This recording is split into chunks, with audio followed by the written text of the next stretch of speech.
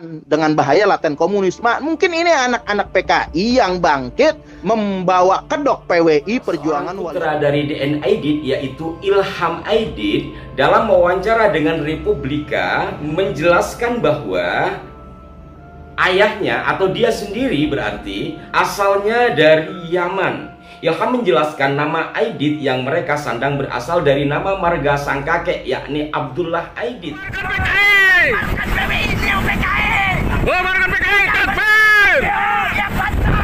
Berikut juga riwayat hidup dari sang orang tua DN Aidit. Kalau dikatakan ayah ibunya meninggal sementara 1965 saja masih ada bahkan mengasuh dari putra-putra Aidit yang ditinggalkan oleh DN Aidit dan istrinya.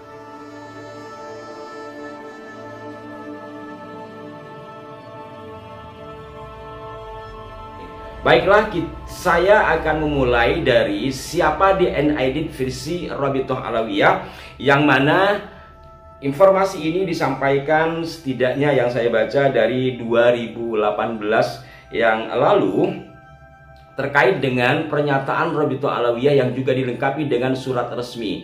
Nanti dari semua data online tersebut insya Allah akan saya cantumkan di kolom deskripsi ya. Jadi pada intinya bahwa Rabithah Alawiyah tidak mengakui bahwa DN Aidit adalah bagian dari Alawiyin. Lengkapnya Anda bisa baca sendiri di kolom deskripsi nanti. Namun ada beberapa item yang disampaikan oleh Rabithah Alawiyah yang mana tulisan ini beberapa kali dimuat dan satu diantaranya menggunakan narasumber ketua Rabithah Alawiyah pada saat itu yakni Habib Zain bin Smith, yang pada edisi yang saya baca ini diinformasikan bahwa satu DN Aidit bukanlah anak cucu Alawiyin karena silsilah nasabnya tidak ditemukan dalam kitab pegangan yang dijadikan pedoman lembaga nasab yang ada di Indonesia. Kemudian yang kedua, berdasarkan, ini yang penting ya, ini yang penting nanti saya elaborasi dengan sumber-sumber yang lain. Dua, berdasarkan penuturan atau fatwa dari para sesepuh Alawiyin, diantaranya fatwa Al-Habib Muhammad bin Aqil bin Yahya yang bermukim di Palembang, dan dari sumber-sumber media cetak yang terbit sekitar tahun 1960, kiranya akan menjadi sebuah jawaban atas pertanyaan di atas, bahwa fakta tersebut berbunyi dalam tanda petik, dalam tanda kutip ya, bahwa telah berhijrah seorang pedagang Arab dari marga Al-Aidit ke kota Palembang, Sumatera Selatan, dan menikah dengan seorang janda penduduk setempat yang telah mempunyai seorang anak bernama Nuh.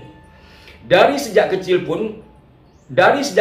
Nuh menjadi anak angkat saudagar atau mungkin anak tiri gitu ya, menjadi anak angkat atau anak tiri saudagar Arab tersebut dan menganggap dirinya sebagai marga Al-Aidit. Karena adanya cara penulisan Aidit pada waktu itu yang berbeda, maka nama Aidit berubah menjadi Aidit pakai T oleh bahasa setempat.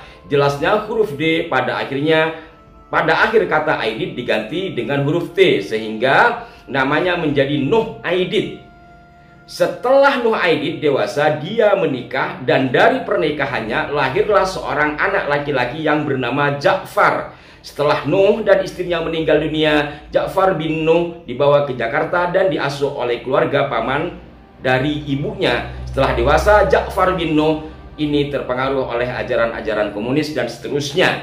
Pada intinya, menurut situs berita ini yang disampaikan bersumber dari Rabithah Alawiyah bahwa DN Aidit bukanlah Alawiyin, dan yang terpenting bahwa menurut fatwa para Alawiyin diantaranya Habib yang disebut tadi, nama asli dari DN Aidit itu adalah Ja'far, bapaknya adalah Nuh, dan kakeknya tidak dijelaskan, hanya ada kakek tiri. Bahwa di sini menceritakan dengan tegas setting peristiwanya adalah Palembang ya, setting peristiwa adalah Palembang, bahwa ada seorang saudagar Arab bermarga Aidit yang menikah janda setempat. Janda setempat tersebut sudah punya anak bawaan lah gitu. Kemudian ya mungkin diasuh sama ayah tirinya yang dari marga Aidit ini. Anaknya tersebut, anak angkat atau anak tiri itu bernama Nuh. Nuh kemudian menikah dan hasil pernikahannya membuahkan seorang anak bernama Ja'far. Kemudian setelah orang tuanya meninggal, Ja'far dibawa ke Jakarta lalu dididik atau diasuh oleh saudara dari ibunya atau bibi. Ringkasnya, menurut Rabithah Alawiyah, DN Aidit memiliki nama asli Ja'far. Bapaknya adalah Nuh, jadi Ja'far bin Nuh. Mungkin ini mengikuti ejaan lama, di mana pada masa lalu J itu di depannya ada D, jadi DJ. Maka DN adalah Ja'far bin Nuh. Nuh adalah putra tiri atau putra angkat dari seorang saudagar Arab bermarga Aidit. Sementara menurut berbagai sumber yang lain, termasuk dari sumber Republika yang juga menginformasikan informasi yang saya sampaikan tadi, disebutkan bahwa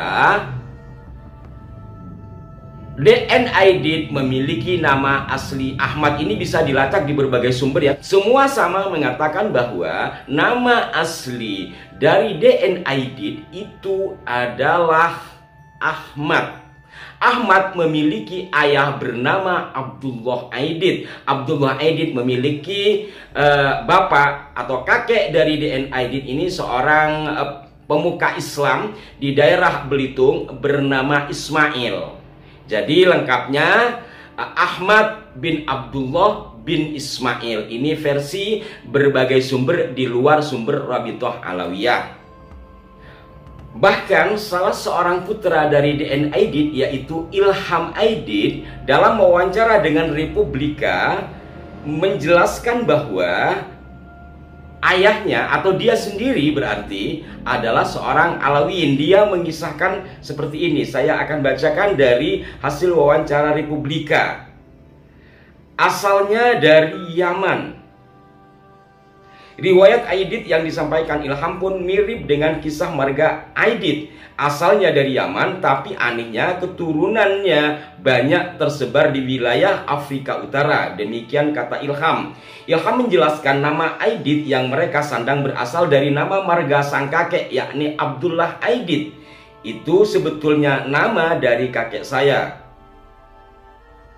Sang kakek pun pernah berkisah pada Ilham soal nama Aidit yang mereka sandang. Kakek saya, Abdullah Aidit, selalu bercerita tentang itu. Dia bilang Aidit ini tidak sembarangan punya garis keturunan Rasulullah kalau diurut dari silsilah. Demikian tegas Ilham. Jadi menurut putra DN Aidit, Aidit di sini memang sama dengan marga Aidit yang ada pada jajaran nasab Ba'alawi. Sahabat-sahabat sekalian, sejumlah sumber yang lain juga menyebutkan bahwa nama DN Aidit aslinya adalah Ahmad, sementara ayahnya bernama Abdullah Aidit. Saya akan bacakan salah satu sumber lagi yang dimuat di media Tirto yang mengambil dari sejumlah sumber buku, diantaranya dari buku yang ditulis oleh adik DN Aidit sendiri yaitu Sobron Aidit. Judulnya Abang, Sahabat, dan Guru di Masa Pergolakan. Kemudian juga mengambil sumber dari matinya Aidit Marsikal Lubang Buaya 1967. Antara lain diinformasikan di sini bahwa Aidit ini masa kecilnya orang yang religius ya, orang yang gemar mengaji bahkan menjadi muadzin. Demikian menurut sang adik yakni Sobron Aidit. Kemudian di sini juga diinformasikan Ahmad Aidit atau yang kelak dikenal sebagai DN Aidit punya latar belakang yang baik. Lahir di Tanjung Pandan, Belitung pada 30 Juli 1923. Keluarga Aidit amat terpandang kendati merupakan warga pendatang. Berdasarkan penelusuran Rosamuna yang diterbitkan dalam buku matinya Aidit Marsikal Lubang Buaya 1967, keluarga Aidit berasal dari Sumatera Barat yang kemudian merantau ke Belitung. Ayah Ahmad, artinya ayah DN Aidit, yakni Abdullah bin Ismail, dikenal sebagai tokoh agama dan salah satu pelopor pendidikan Islam di Belitung yang disegani masyarakat. Abdullah juga seorang mantri kehutanan. Ayah Aidit yang muslim taat ini pernah menggagas dan memimpin pergerakan kepemudaan untuk menentang kolonial Hindia Belanda. Selanjutnya pada 10 November 1937, Abdullah menjadi salah satu pendiri organisasi keagamaan bernama Nurul Islam. Jadi dari keluarga yang luar biasa kalau di sini ya. Sementara itu, sumber berita Kompas menginformasikan sedari kecil DN Aidit dikenal sebagai anak yang rajin beribadah dan pandai mengaji. Ia mengenyam pendidikan pertamanya di HIS. Kemudian pada 1936 ia diminta oleh sang ayah untuk lanjut sekolah di Jakarta di MHS.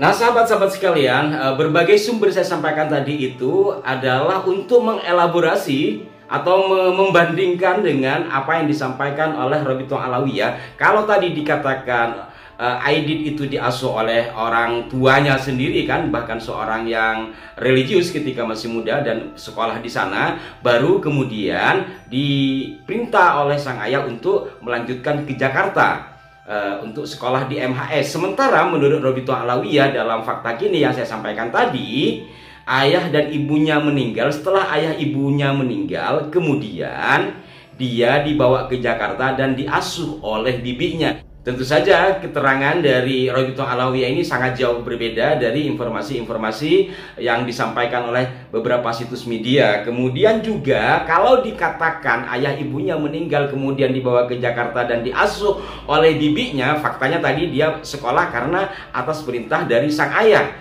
Nah, keterangan dari Robito Alawiyah tersebut juga bertentangan dengan yang diinformasikan oleh National Geographic dan beberapa berita yang lain bahwa Abdullah, ayah dari Ahmad Aidit ini, ketika DN Aidit ditangkap pada 1965 itu masih ada, masih hidup. Di sini saya bacakan. September 1965, Abdullah bermalam di rumah anaknya DN Aidit di Jalan Pegangsaan Barat 4, Jakarta Pusat. Dia melihat anak sulungnya dibawa pergi oleh 3 orang tentara bersama pengawal pribadinya bernama Kusnu. Aidit tidak kunjung pulang, begitu juga dengan sang istri bernama Sutanti yang pergi tanpa pamit. Abdullah lalu mengasuh 3 cucunya, Iwan, Irfan, dan Ilham. Jadi ini ada beberapa perbedaan sahabat-sahabatku sekalian dari apa yang disampaikan oleh Robito Alawiyah. Pertama tentang nama asli dari Aidit, kemudian tentang nama ayah dari Aidit, kemudian juga kakek dari Aidit. Berikut juga riwayat hidup dari sang orang tua DN Aidit. Kalau dikatakan ayah ibunya meninggal, sementara 1965 saja masih ada bahkan mengasuh dari putra-putra Aidit yang ditinggalkan oleh DN Aidit dan istrinya.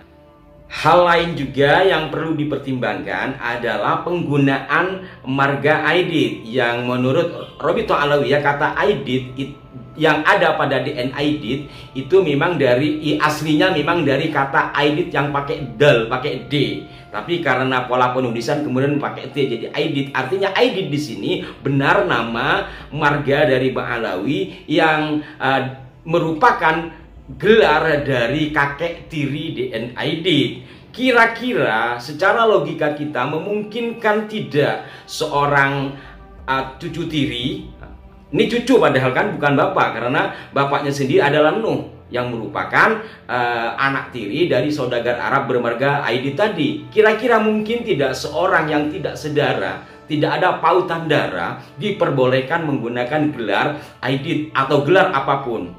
Dari realitas yang ada kan tidak mungkin itu terjadi. Tapi kenapa ini dipakai? Apakah karena ketidaktahuan dari sang kakek kemudian sudah meninggal yang marga Aidit tadi? Ini tentu perlu penelusuran lebih lanjut. Hanya saja dari fakta-fakta yang ada, dari perbedaan-perbedaan yang ada, saya yakin Anda semua sudah bisa dapat menelaahnya akan hal ihwal tokoh partai terlarang yakni DN Aidit. Dan di sini mohon disikapi secara jernih karena hal ini kami sampaikan bukan hanya atas dasar permintaan dari saudara-saudaraku, juga ini kita mengajak semua. Kami mengajak Anda semua untuk berpikir logis, jernih di dalam menelaah persoalan-persoalan masa lalu dan tidak ada niatan untuk mengkaitkan satu sama lain kemudian merendahkan, tidak ada kesana. Karena bagaimanapun DN Aidit pada masa mudanya adalah seorang religius, kemudian dia juga seorang penggerak. Kalau toh akhirnya dia terlibat dalam pergerakan PKI adalah hal lain.